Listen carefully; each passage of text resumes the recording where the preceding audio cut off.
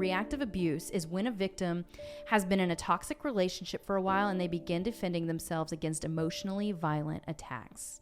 So this happens like when we push, yell, rage, have angry outbursts. Throw things. Call people names. This is self-defense. It happens when we hit our breaking point. Yep. So we will hit a point where it's just like we have no choice but to react. Yeah. So, and it's typically out of character for us, which makes us feel really confused by our own responses. It's a defense mechanism, but it rarely saves us from the harm. Yeah, that's the thing that's crazy about it. Yeah, it makes it worse. And we'll get into why here in a moment, but I think that anyone, like I've seen this in relationships, even when there's not alcohol or drugs, when you've just got an abusive person, and it's generally the woman will say, we were just toxic together. We were bad for each other.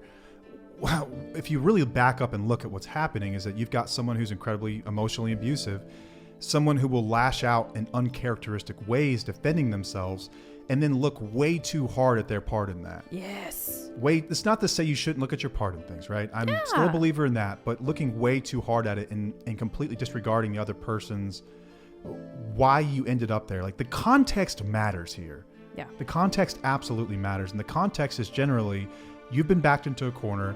You've been told you're crazy. You've been emotionally abused, sometimes physically abused. And then at some point you reach a breaking point, like Paige mentioned, and you just snap.